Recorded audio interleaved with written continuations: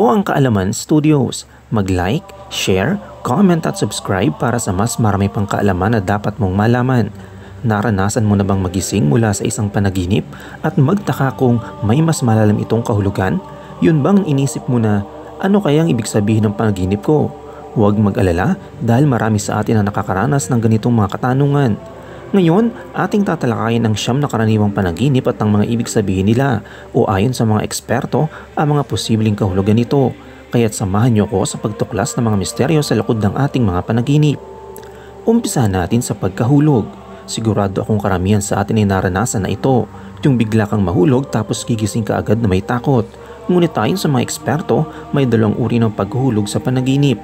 Kung sa iyong panaginip ay ikaw ay nahulog at natatakot, maaaring ito ay sumisimbolo ng insecurities o pagkabahala sa isang aspeto ng iyong buhay.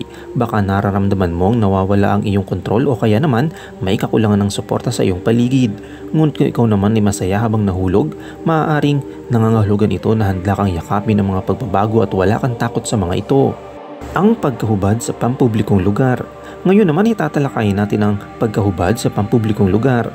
Naranasan mo na bang magising mula sa isang panaginip kung saan ikaw ay walang suot na damit sa harap ng maraming tao? Nakakahiya, di ba?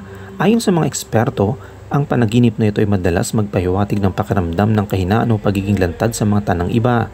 Maaaring nararamdaman mo ang iyong tunay na pagkatao ay natutuklasan ng ibang tao.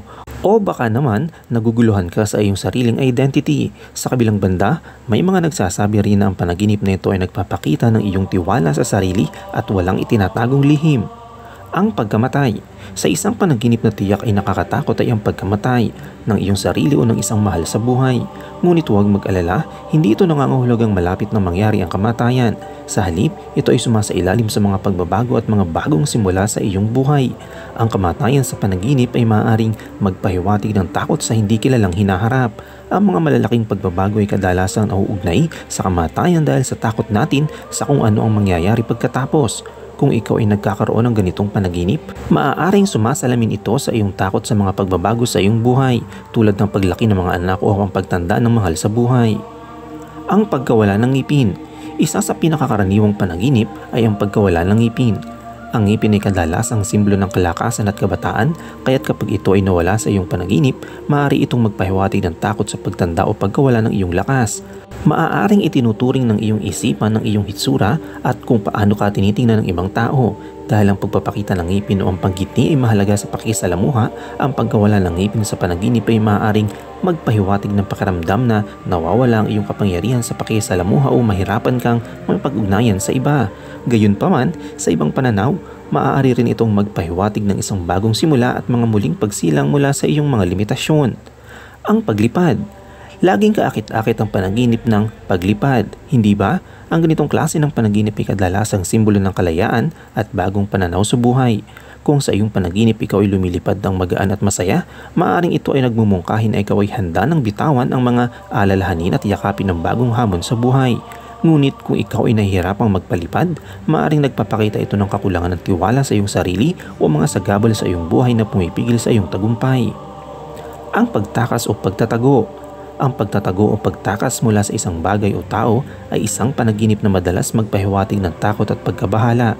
Kung ikaw tinutugi sa iyong pananaginip, maaaring nangahulugan ito na may mga bagay sa iyong buhay na hindi mo gustong harapin, mga hindi natutugunang problema o mga nakatagong takot. Ang ganitong panaginip ay kadalasan nagsisilbing paalaala na ang iyong mga takot ay hindi dapat iwasan, kundi dapat harapin at lutasin. Ang pagmamaneho o pagkabasag ng sasakyan. Ang sasakyan sa panaginip ay sumisimbolo ng iyong mga layunin at motivation sa buhay. Kung ikaw ay nawawala sa kontrol sa iyong sasakyan, maaari nagpapakita ito ng pakiramdam na nawawala ka sa tamang landas ng iyong buhay. Maaari may mga hindi magandang gawin na nagsisilbing sagabal sa iyong tagumpay. Kung ang ibang tao ang nagmamaneho ng sasakyan, maaaring ito ay nagpapahiwatig ng direksyon ng iyong buhay ay kontrolado ng iba at kailangan mong i-direct ang iyong mga hakbang. Ang panahon ng exam. Narito ang isang kilalang panaginip, ang panahon ng eksamen. Kung sa iyong panaginip ay ikaw ay hindi handa para sa mga exam, maaaring ito ay nagpapakita ng takot sa kabiguan o kakulangan ng tiwala sa iyong kakayahan. Ito ay karaniwang nangyayari sa mga taong may mataas na pamantayan sa kanilang sarili o mga taong nakakaranas ng matinding stress sa kanilang buhay. Ang panaginip na ito ay isang paalaala upang maging alerto at maganda para sa mga hamon ng darating ng iyong buhay. At ang panghuli, ang panaginip na pagka-late. Ang panaginip nito ay madalas na sumasalamin sa pagkabahala o takot na hindi mo na maabot ang mga layunin mo sa buhay. Baka nararamdaman mong mauurong na ang oras o natatakot kang hindi magtagumpay sa isang bagay na nais mong gawin. Ngunit, maaari itong magpahiwatig na sinasabi sa iyo ng iyong isipan na hindi pa huli upang magbago at magtagumpay sa buhay. Ito ang siyam ng mga pinakakaraniwang panaginip at ang mga posibleng kahulugan nito. Bagamat hindi laging tiyak ang mga interpretasyong ito, ang mga panaginip ay madalas na nagsisilbing salamin ng ating mga takot, pangarap at mga hinanakit sa ating gising na buhay. Huwag kalimutang mag-like, mag-share at mag-subscribe. I-comment din nyo sa ibaba kung mayroon kayong ibang panaginip na naisipaliwanag at baka makatulong tayo sa pagpapaliwanag ng mga ito.